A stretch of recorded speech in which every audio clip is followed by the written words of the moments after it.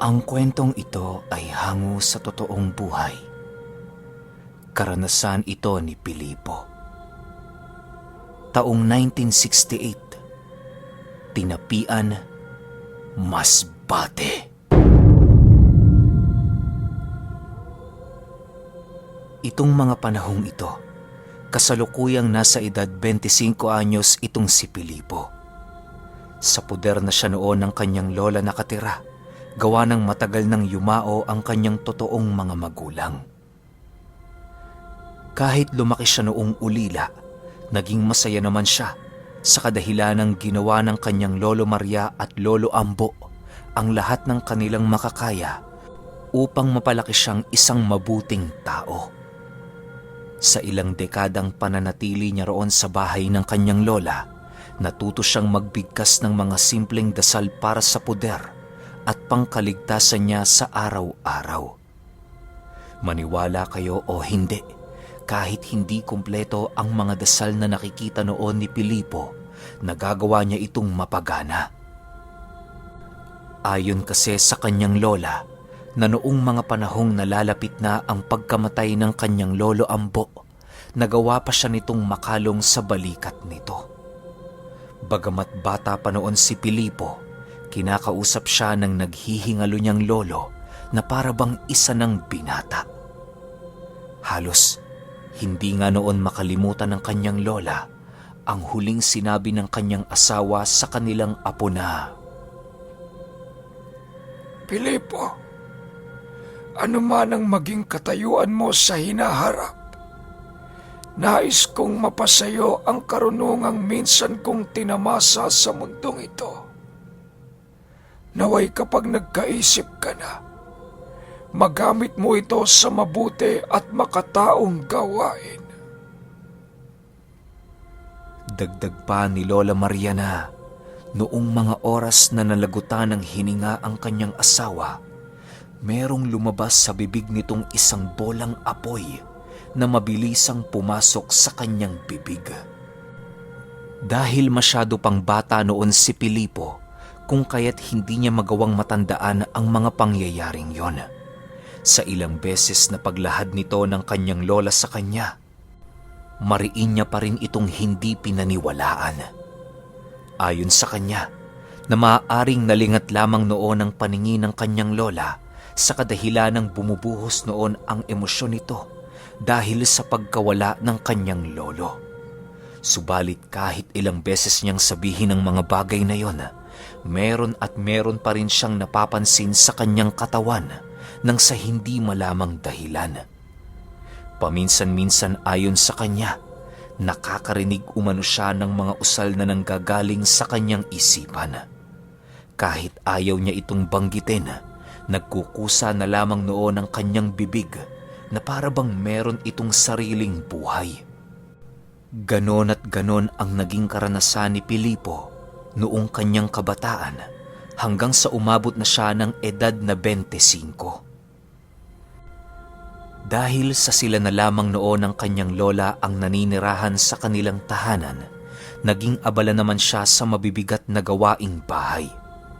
Kahit papaano, ayaw niyang pagurin palagi ang kanyang lola sa kadahilan ng matanda na ito. Kung ano noon ang pag-iingat ni Pilipo sa kanyang sarili, ganon din ang kanyang ginagawa sa kanyang itinuturing na ina. Sa paglipas ng panahon, nakalimutan na ni Pilipong umibig, gawa ng ayaw niyang magkaroon ng isa pang pagsisilbihan.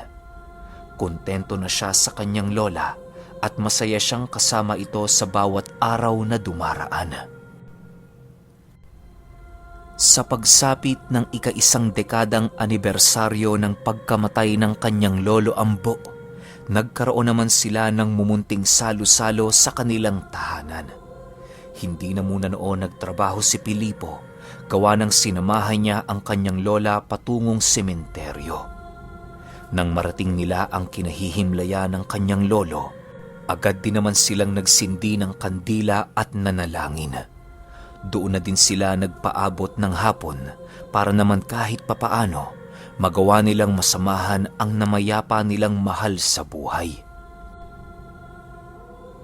Nay Maria, di ba ho, dating albularyo si Diponto Lolo Ambo? Matanong ko lang, nasa na ho ang mga gamit niya? Tanong ni Pilipo habang sila'y nagpapahinga. Ibinaon ko na, anak. Ang sabi kasi ng lolo mo bago siya mamatay, ilibing ko ang lahat ng meron siya. Kahit gaano pa ito kahalaga sa akin, kinakailangan ko itong pakawalan at pagpahingahin. Sagot naman ng kanyang lola. Kasabay ng pagwika nito ay siya namang pagtuon nila ng kanilang paksa ukol sa kabataan ng kanyang yumaong lolo. Nang mapagtanto ng kanyang lola na nais niyang makarinig ng kwento ukol sa kanyang kinilalang ama, agad naman itong nag-umpisang magbahagi ng istorya nang walang kahit na anong pag-aatubili. Ayon sa kanyang Lola Maria, na noong hindi pa sila nagiging magkasintahan ni Lolo Ambo, kilala na ang pamilya nito sa kanilang lugar bilang pamilya ng mga manggagamot. Yun kasi ang nagiging lapitan nila noon sa oras na madapuan sila ng mga karamdamang hindi nila malaman kung saan nagsimula. Magaling din na albularyo ang lolo nito na marahil ay doon niya nakuha ang kanyang mga karunungan. Nang maging magkasintahan na sila noon ni Lolo Ambo, doon na dahan-dahang nagbago ang kanyang buhay. Bukod sa marami ng nararanasan noong kakaiba si Lola Maria, nagagawa na rin niya umanong makakita ng mga nilalang na hindi ordinaryo sa kanyang mata. Minsan nga, nagawa niyang makita itong si Lolo Ambo na merong daladalang isang bungkos ng mga damo na merong sariling buhay. Kahit hindi nakalibing ang mga damong yun sa lupa, nagagawa nitong makapaglakad ng malaya. Marami din noong dinala sa kanilang tirahan ang kanyang lolo na iba't ibang uri ng mga diwata at elemento. Sa halos 5 dekada nila noong pagsasama, marami nang napaslang si Lolo Ambo na iba't ibang uri ng mga nilalang. Karamihan sa mga ito ay mga aswang na gumagambala ng mga bata at buntis sa kanilang baryo. Halos paniwalang-paniwala talaga noon si Lola Maria ukol sa mga aswang, sa kadahilanang nagawa siya noong dalhan ni Lolo Ambo ng isa sa mga ito sa kanilang mismong sariling bakuran. Matapos itong marinig ni Pilipo, agad naman siyang nagtanong sa kanyang lola ng, "Nay, totoo din ho ba ang mga mutya?" Ay sus naman, Pilipo. Hindi mo ba alam na ang bolang apoy na namamahay sa iyong katawan ay isang mutya? Kaya pakaingatan mo yan, anak, dahil yan ang alaalang iniwan sa iyo ng iyong lolo. Sagot naman ng kanyang lola. Matapos nilang mag-usap, pinili muna nilang hintayin ang paglubog ng araw bago sila bumalik sa kanilang tahanan. Kahit papaano, naging maayos naman noon ang pakiramdam nila Pilipo sa kadahilanang nagawa nilang bisitahin ang kanyang yumaong lolo. Kinagabihan noong mismong araw, maaga pang natulog noon si Pilipo. Bukod kasi sa may gagawin siya kinaumagahan, maaga pa siya noong nakaramdam ng pagkaantok.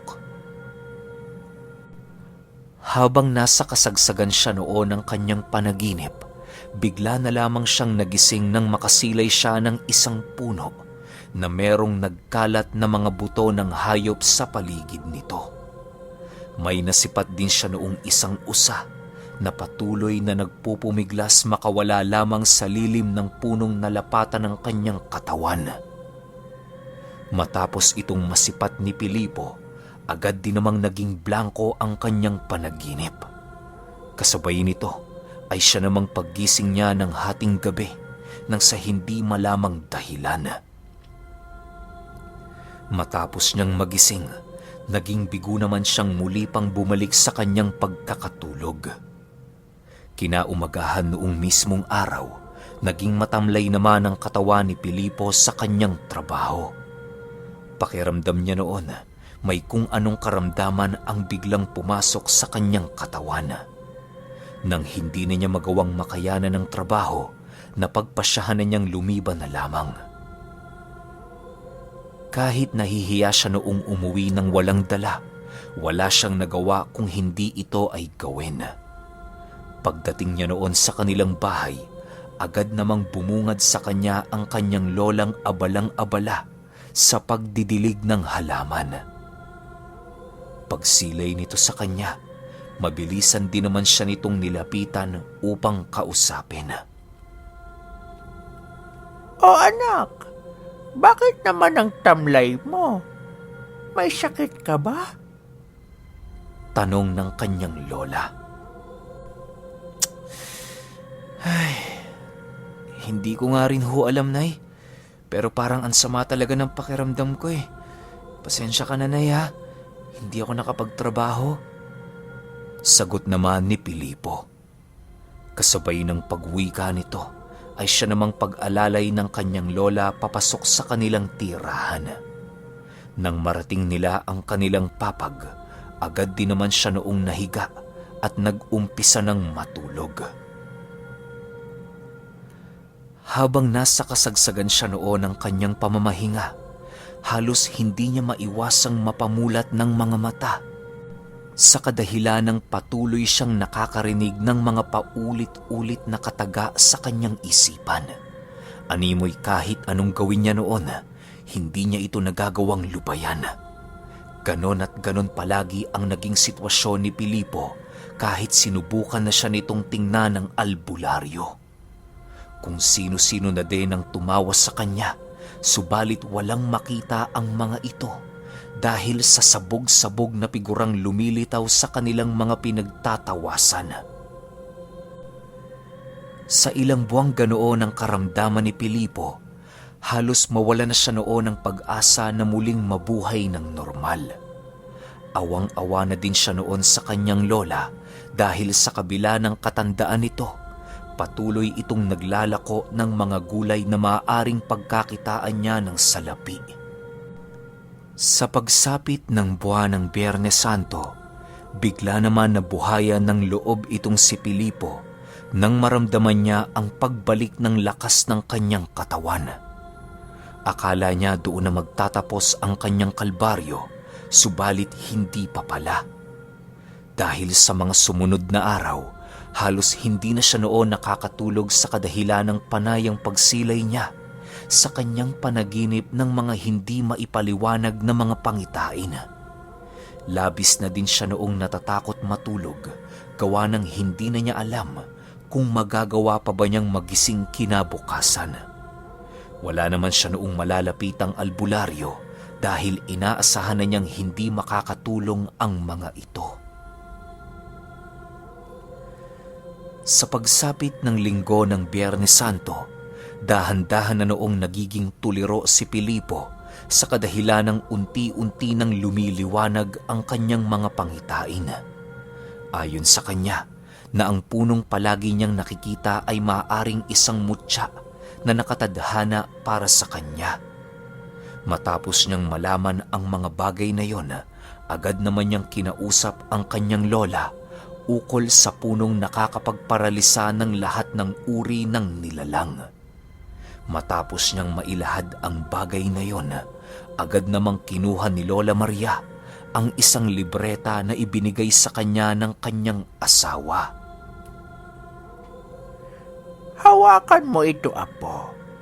Ibulong mo ang mga nais mong malaman at ako na ang bahalang maglahad sa iyo. Wika ni Lola Maria. Nang marinig naman ito ni Pilipo, agad din naman niyang sinunod ang nais nito. Ilang minuto lamang noon nang lumipas, laking gulat na lamang niya nang biglang marinig niyang magkwento ang kanyang lola tungkol sa puno ng sinukuan. Ayon dito, na ang karamdamang nagpahirap noon kay Pilipo ay isa lamang sa ginawang paghahanda ng gabay ng sinukuan sa kanyang katawan. Kung mapapatunayan niyang karapat-dapat siyang maghawak sa ganoong uri ng mutya, maibibigay ito sa kanya. Subalit, kapag siya naman ay nabigo, kamatayan ang naghihintay para sa kanya. Matapos nilang malaman ang mga bagay na yon, ilang ulit naman nila itong pinag-isipan upang magawa nilang malaman ang kanilang susunod na hakbang. Anak, nakadepende sa'yo kung kukunin mo ito. Tandaan mo, ikaw ang magpapasya sa buhay mo. Bahala ka kung nais mong sumunod sa landas na tinahak ng iyong lolo. Kahit ano man ang maging desisyon mo, masaya ko para sa'yo. Wika ni Lola Maria matapos nitong malaman ang tungkol sa pagpaparamdam kay Pilipo ng puno ng sinukuan. Nang marinig naman niya ang sinabi nito, pinili niyang huminga na muna ng malalim upang pag-isipan ng mabuti ang kanyang magiging kasagutan. Maya-maya pa, bigla namang sumagot si Pilipo ng, "Nay, susunod ako sa gustong mangyari ni Itay. Marahil ay kaya niya inilipat ang kanyang karunungan sa akin dahil inaasahan na niya ang pagdating ng araw na ito." Matapos niyang makapagsalita, agad din namang ibinalik ng kanyang lola ang hawak-hawak nitong libreta.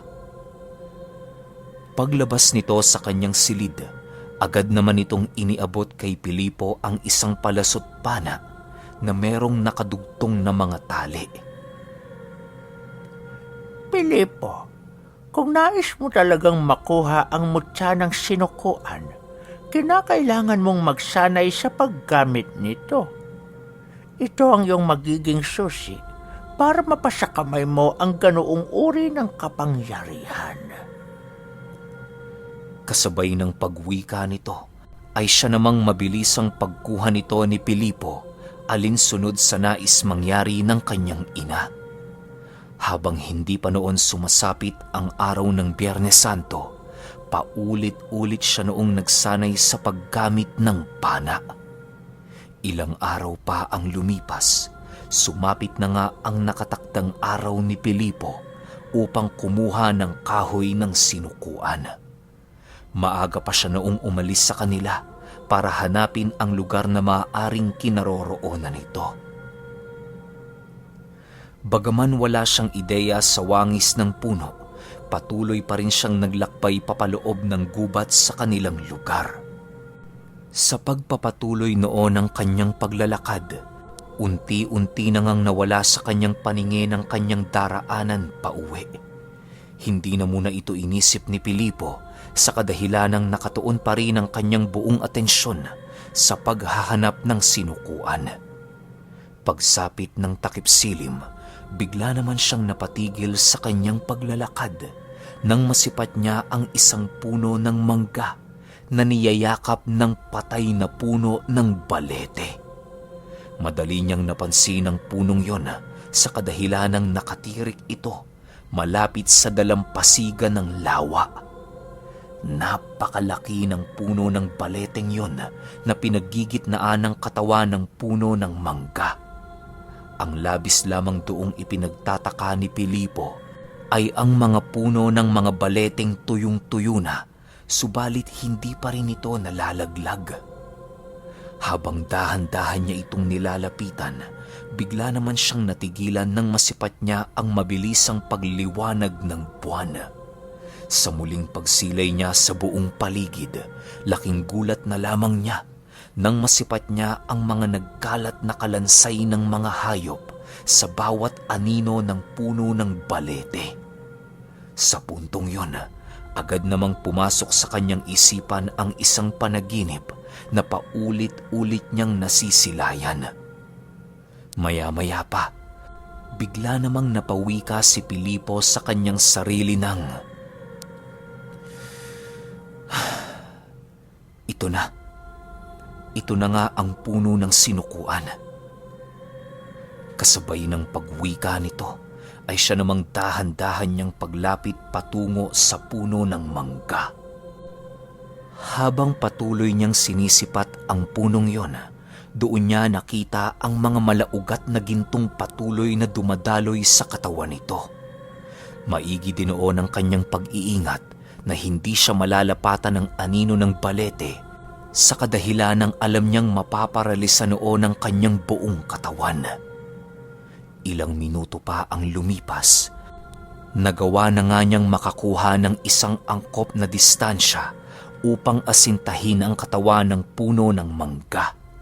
Kahit anong liit ng pirasong makuha niya roon, hindi naman ito problema sa kadahilanang nakakasiguro siya na magagawa niyang mataglay ang buong abilidad na taglay ng mutya ng sinukuan. Bago niya tuluyang asintahin ang punong yon, sinigurado niya munang nagawa niyang makapagpaalam sa gabay nitong nagmamasid sa paligid. Nang mapakawalan na ni Pilipo ang kanyang palaso, bigla naman itong nasalag ng isang nilalang na mabilisang lumitaw sa harapan ng puno. Kasabay ng paghawak ng nilalang na yon, ay siya namang mabilisang pagtitig nito kay Pilipo ng napakasama. Akala mo, ganyan lang kadali makuha ang mutsyang ito? Humanda ka, tao, sapagkat kinakailangan mong mapatunayan sa akin ang iyong sarili para magawa mong mapangalagaan ang mutya ng sinukuan. Wika ng nilalang.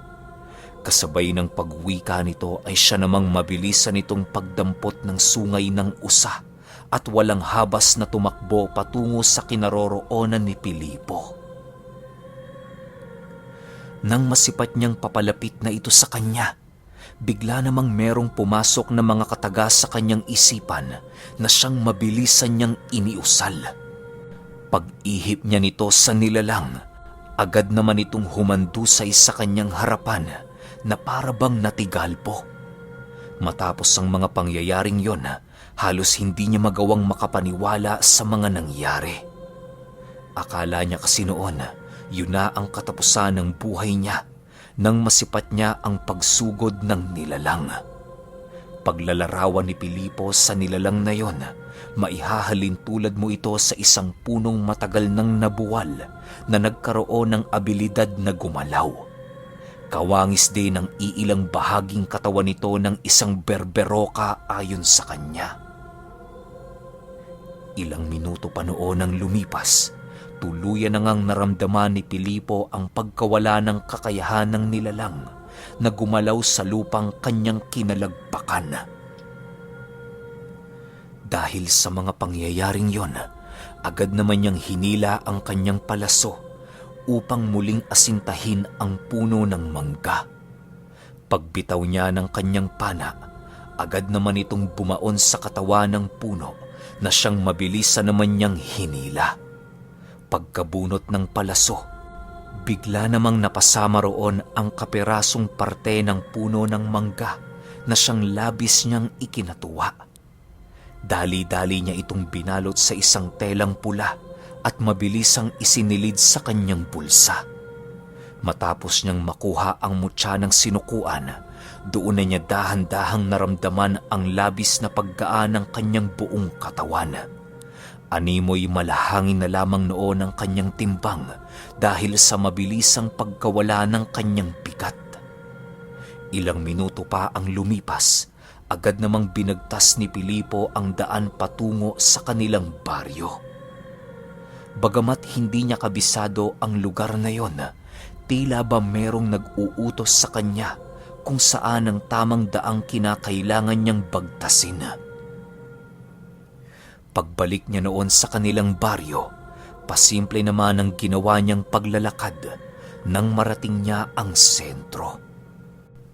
Hindi siya noon nagpapahalata na galing siya sa gubat sa kadahilan ng maaaring pagkumpulan siya roon ng iilang mga antingerong naghahanap din ng gamit noong mismong araw na yon. Sa pagpapatuloy ng kanyang paglalakad, bigla na lamang nagulantang itong si Pilipo nang marinig niya ang pagkalembang ng mga kampana pagdaan niya ng simbahan. Halos hindi tumigil ang pagkalembang ng mga ito habang naroon pa siya sa harapan ng simbahan. Dahil sa pangyayaring yon, agad namang nagsilabasan ang iilan sa kanyang mga kababaryo upang tingnan ang mga pangyayari. Yun na din ang ginawang pagkakataon ni Pilipo para tumakbo at makabalik sa kanilang tahanan. Sa pagsapit ng umaga noong mismong araw, sa unang pagkakataon, naging maginhawa naman at maayos ang kanyang buong magdamag. Kung hindi pa nga siya noon ginising ng kanyang lola, maaaring hindi siya nakapasok sa trabaho dahil sa pagiging tulog mantika niya. Pagpasok niya noon sa kanyang trabaho, bigla naman siyang nagulat nang maramdaman niya ang kakaibang pagtrato sa kanya ng kanyang amo. Animoy naging paborito na siya nito kahit 1 linggo siyang hindi nakapasok. Hinayaan lang naman ito ni Pilipo gawa ng hindi niya pa alam ang kasalukuyang nangyayari sa kanya. Sa pagsapit ng kanilang uwian, agad naman siyang naglakad pabalik sa kanilang tahanan na merong daladalang mga pagkain.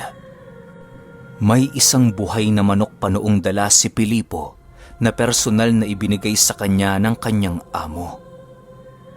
Pagdaan niya noon sa simbahan, muli na namang kumalembang ang mga kampana nito, kung kaya't agad naman doong lumayo si Pilipo.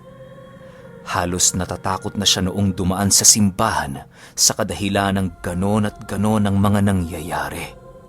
Sa pagsapit ng gabi noong mismong araw, pinili niyang maglakad-lakad sa kanilang baryo upang magpahangin.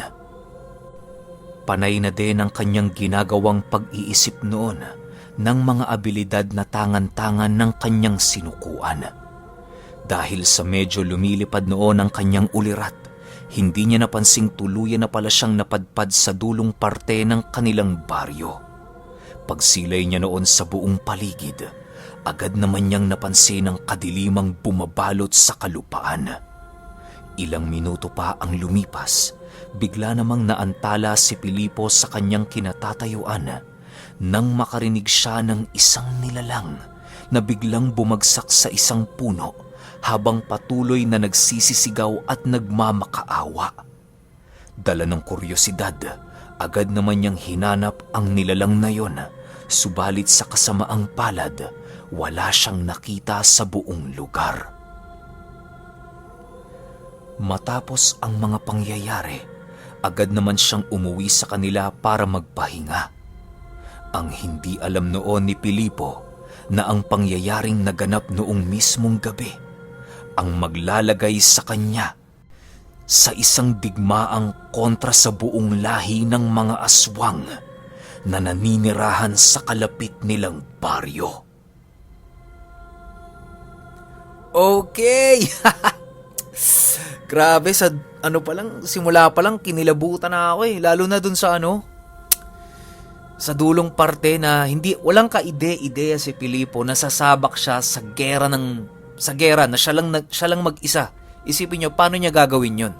Pero alam niyo, napansin ko sa kwento, yung tumutunog yung kampana ng simbahan kapag dumadaan si Pilipo, kasi nga tangan-tangan na niya yung mutya ng sinukuan. Ito, para sa mga hindi nakakaalam, yung totoong sinukuan, napakahirap makuha niyan. Tapos kinuha niya pa to, may gabay ng lolo niya, tapos mahal na araw, kaya talagang buhay na buhay to.